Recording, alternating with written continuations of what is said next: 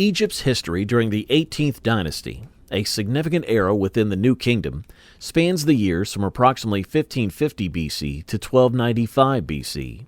This dynasty played a pivotal role in shaping the destiny of ancient Egypt, leaving behind a legacy that continues to fascinate historians and archaeologists to this day. One of the defining characteristics of the 18th dynasty was its association with a period of resurgence and growth following the turmoil of the Second Intermediate Period.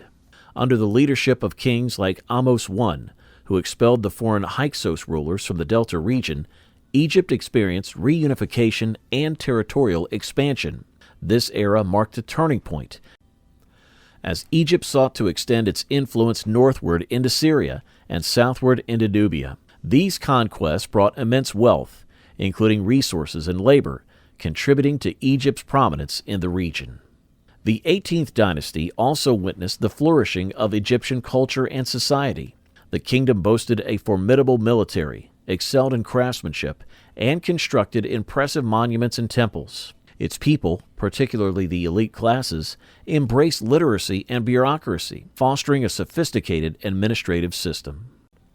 However, this period was also characterized by imperialist tendencies, where Egypt sought to dominate neighboring regions through force and coercion.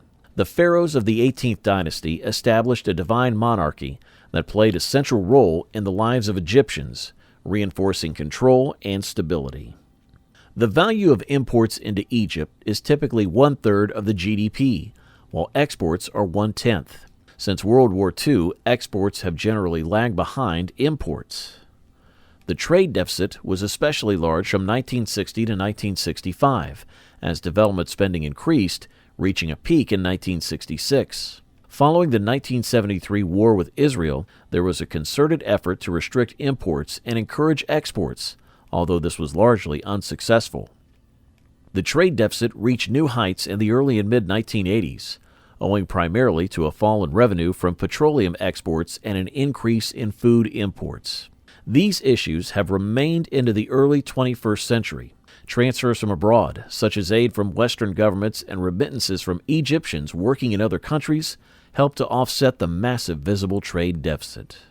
Raw materials, mineral and chemical products, and capital goods such as machinery, electrical apparatuses, and transportation equipment account for about 2/5 of imports, while foodstuffs account for 1/5 and other consumer items account for the remainder.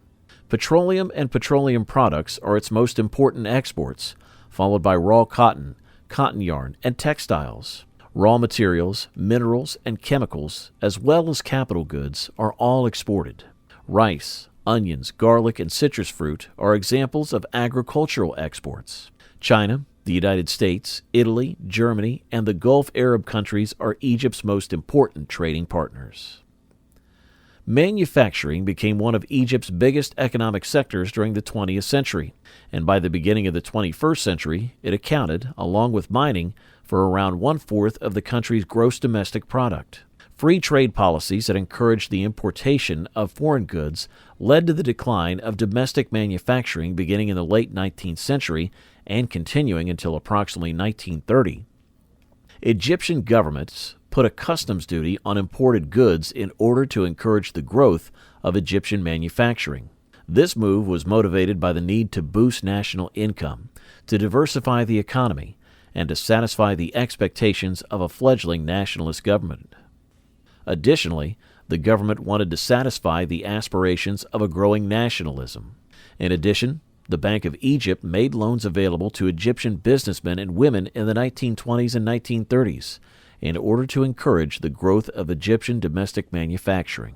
Printing, cotton ginning, transportation, spinning and weaving like linen, silk, and cotton, vegetable oil extraction, and the manufacture of rayon and pharmaceuticals were some of the industries that sprang up as a result of the proliferation of new businesses. During World War II, Egypt was an important Allied base. Nonetheless, the country was largely shut off from European imports. This scenario further stimulated the development of manufacturing, particularly in the field of textile items. Beginning in the 1950s, the majority of large-scale manufacturing firms were nationalized. and after reaching a long-term trade and aid deal with the Soviet Union in 1964, the focus shifted to expanding heavy industry. Another aid agreement with the Soviets was reached in 1970, and it provided for the extension of a complex that produced iron and steel at Yuln, as well as for the establishment of a variety of power-based enterprises, including a complex that produced aluminum and used power supplied by the High Dam. The gases that were produced in the cooking unit of the steel mill at Yuln were used to fuel the production of an ammonium nitrate factory that was inaugurated in 1971. At Ahmose, there is also a plant that produces nitrate fertilizer. Although the government had begun selling substantial holdings to the private sector by the beginning of the 21st century, the majority of large manufacturing businesses were still owned or run by the state. This was true even though the government had begun selling substantial holdings. Chemicals of every kind, including pharmaceuticals, food items, textiles and clothing, cement and other building materials, paper products, and derivatives of hydrocarbons, including fuel oil, gasoline, lubricants, jet fuel, and asphalt, were among the primary goods produced. The Egyptian economy placed an increasing emphasis on the production of iron, steel, and vehicles. Oil and gas is one of Egypt's most dynamic businesses, and hydrocarbon production is by far the country's largest single industrial activity, accounting for around 13.6% of total GDP in 2018. Egypt has abundant energy resources, both traditional fossil fuels and renewable energy sources. At the end of 2018, Egypt's proved hydrocarbon reserves were 3.3 billion barrels of oil and 77.2 trillion cubic feet of natural gas.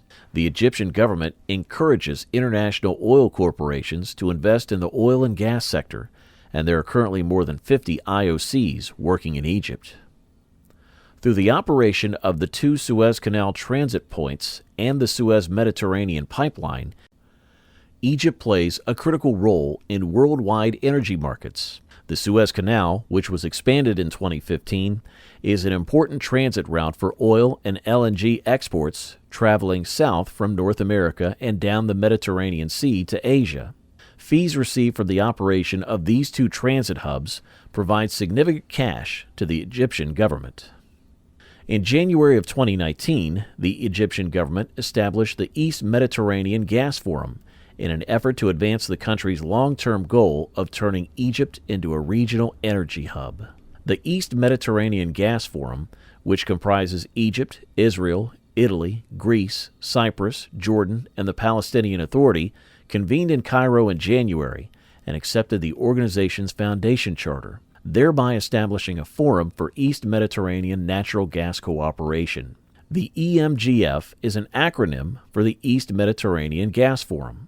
In addition, Egypt is working to solidify its position as a regional energy hub by relying on its advantageous location, well-developed energy infrastructure, and identified huge gas deposits in the eastern Mediterranean, particularly the Zohr field.